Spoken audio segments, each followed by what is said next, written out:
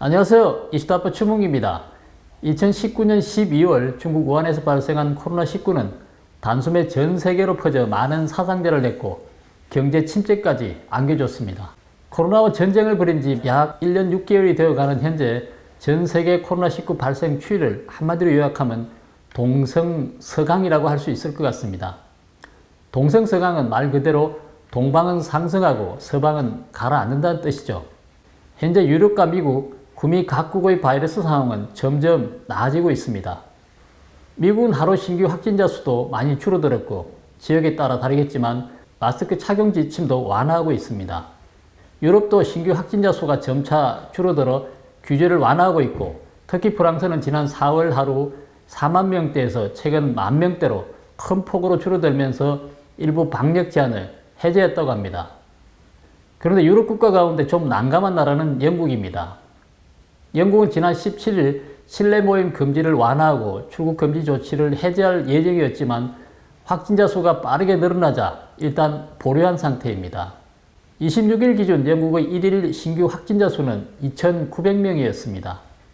그렇지만 전반적으로 구미 지역의 상황은 점차 호전되고 있는 것 같습니다.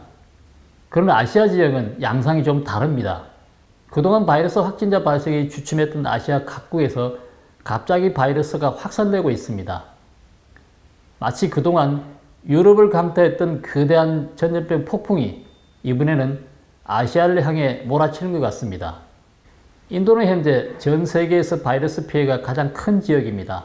그렇지만 최근 확산세가 다수 진정세로 돌아서는 듯합니다. 인구 13억의 인구 대국 인도는 5월 26일 기준 하루 확진자 수가 20만 명입니다. 5월 중순까지 하루 30만 명대의 확진자가 발생하다가 이제 조금 줄어드는 추세이긴 한데요.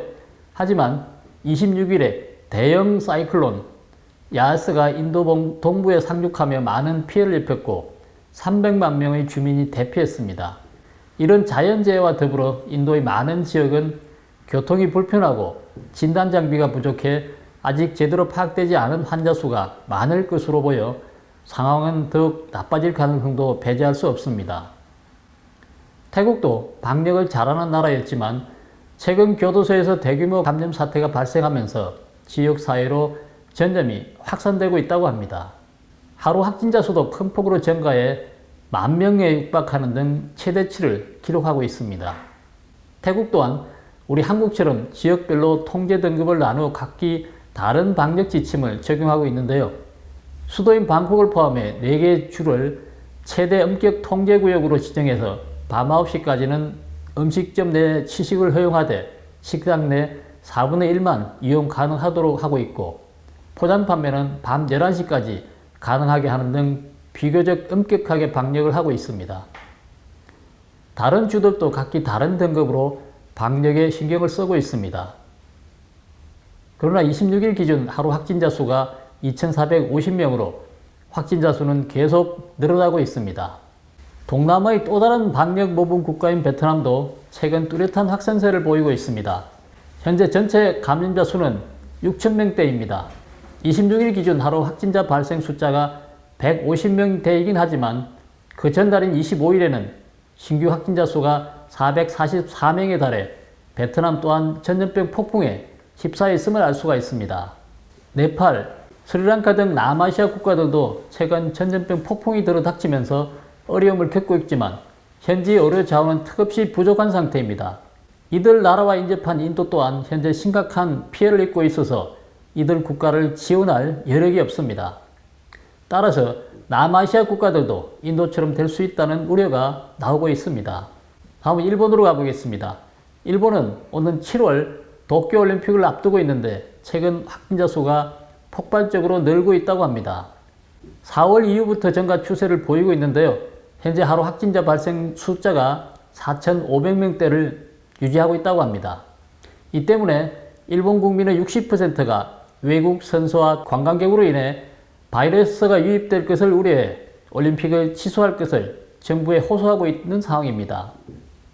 최근 미국은 도쿄올림픽은 지지한다고 말하면서도 자국민들에게는 일본 여행 금지 권고를 내려 일본 정부를 국내외적으로 매우 곤혹스럽게 하고 있습니다. 대만은 어떨까요? 아시다시피 대만은 대표적인 방역 모범 국가입니다. 이런 대만도 4월 말 자가격리 호텔에서 집단 감염이 발생한 뒤 급속히 번지기 시작해 확진자 수는 연일 최고 기록을 갈아치우고 있습니다. 26일자 대만의 신규 확진자 수는 최근 우리나라와 비슷한 635건에 달했고 계속 증가 추세에 있습니다. 대만으로서도 백신 확보가 시급하죠.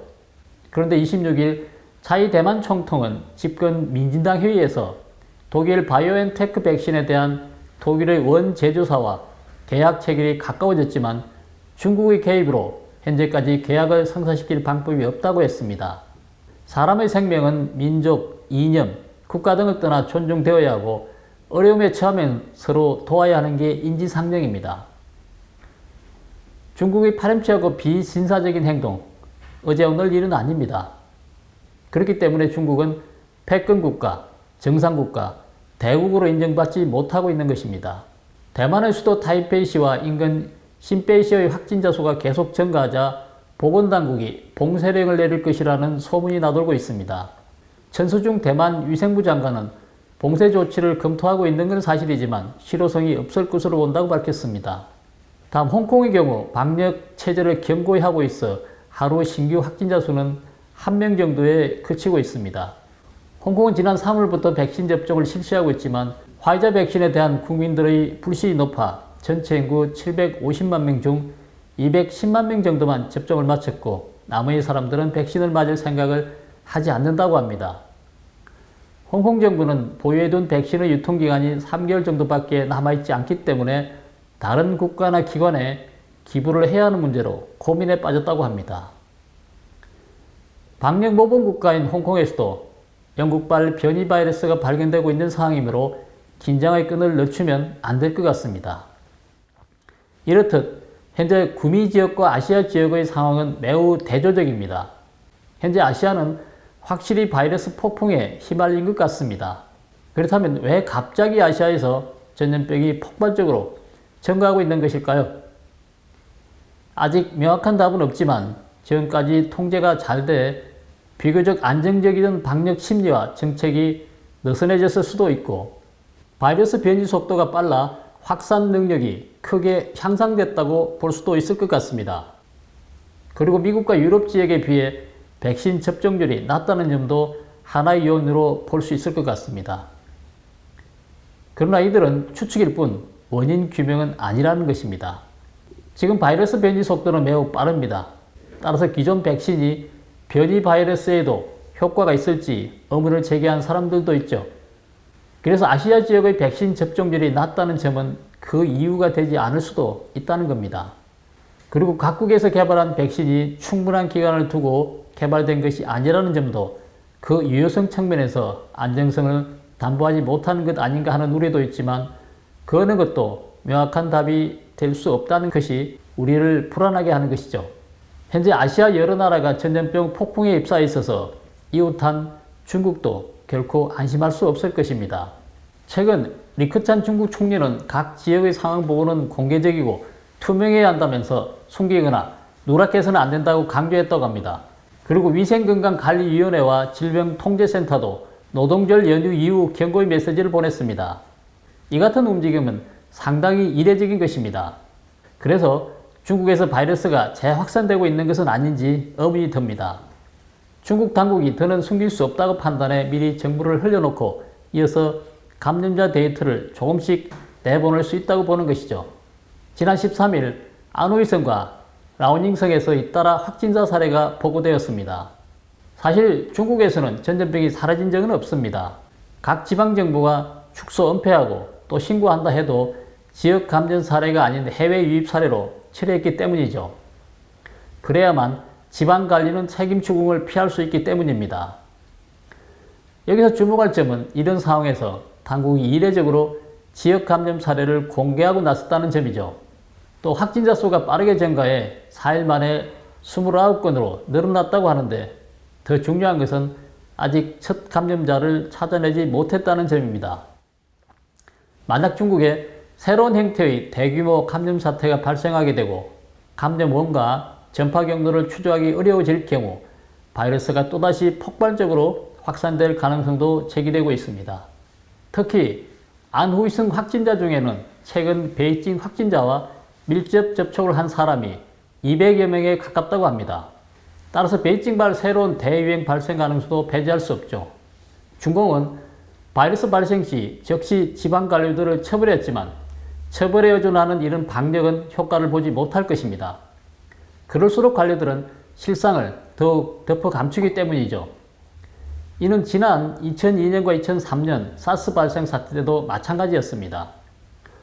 다음 우리나라는 5월 26일 기준 하루 신규 확진자 수가 629명으로 감소세를 보이지 않고 있습니다.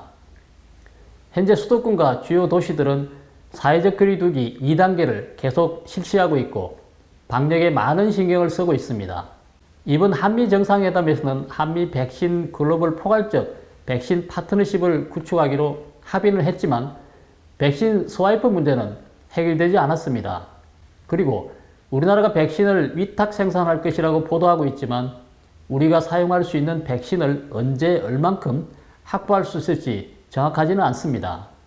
2021년 5월 말 현재 그동안 방역 모범국가로 자부하던 한국, 대만, 태국 등 아시아 전역은 일제히 전염병 폭풍에 휩싸여 있습니다.